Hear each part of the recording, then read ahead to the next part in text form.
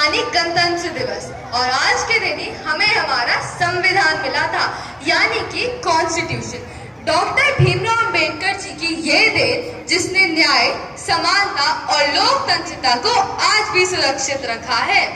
यतो धर्मः ततो जयः, अर्थात जहाँ धर्म है वही विजय होगी। यह श्लोक भारत के सर्वोच्च न्यायालय के प्रतीक चिन्ह पर शिलालेख है तथा उनका आधिकारिक आदर्श वाक्य भी है।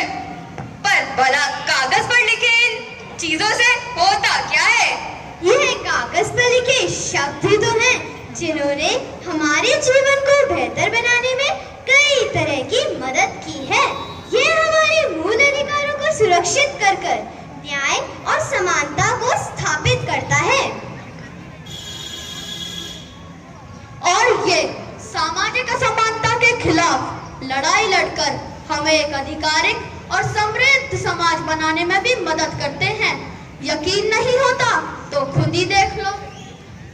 इट्स सो अनफेयर तने, लोग अभी भी यह मानते हैं महिला कुछ ज्यादा क्षेत्रों में सफल नहीं हो सकती। तुम उनके शब्दों को अपने आप पर फर्क मत पड़ने दो। तुम हर क्षेत्र में सफल होने की क्षमता रखती हो। तुम सही कह रहे हो तने, मैं उनकी सीमाओं पर खुद को नहीं बंधने दूंगी, मैं उन्हें गलत साबित करूंगी।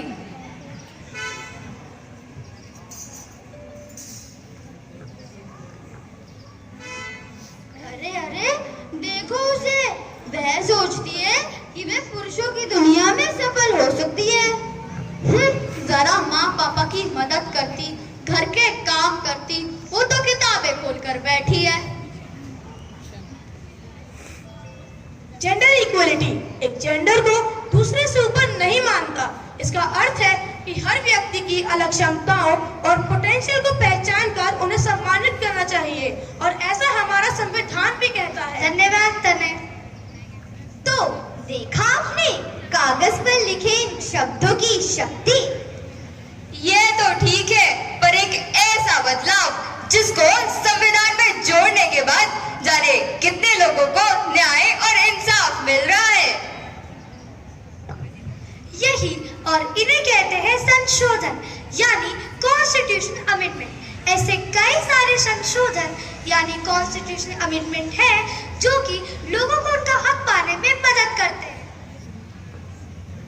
एक मिनट, क्या किसी ने 86 अमेंडमेंट के बारे में सुना है? सुना है क्या? यही सोच रहे हैं ना कि ये क्या होता है?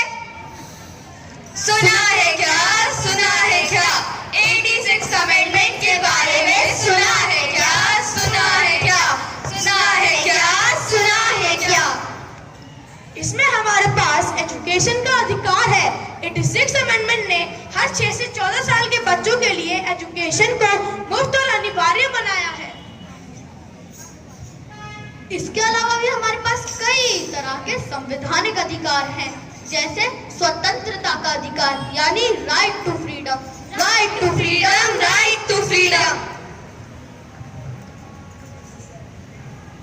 धर्म की स्वतंत्रता का अधिकार यानी right to freedom of religion. Right to freedom of religion, right to freedom of religion.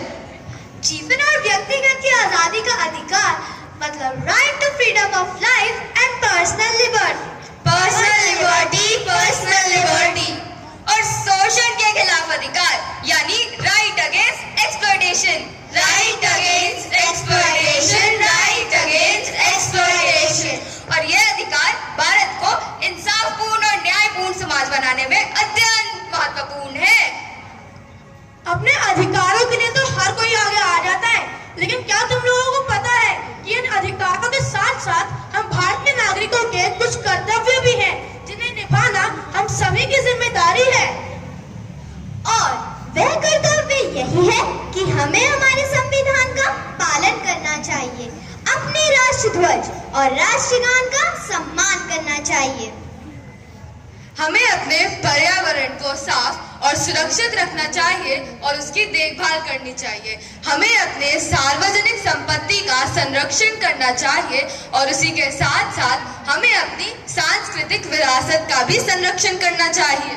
और आखिरी पर महत्वपूर्ण कर्तव्य यही है कि इस देश के सभी माता पिता और बालिकों को अपने बच्चों को स्कूल भेजना है और यह हर एक भारतीय नागरिक की जिम्मेदारी है कि वह इन सारे कर्तव्यों का पालन करे और भारत को एक सुरक्षित और स्नेह भरा देश बनाने में मदद करे।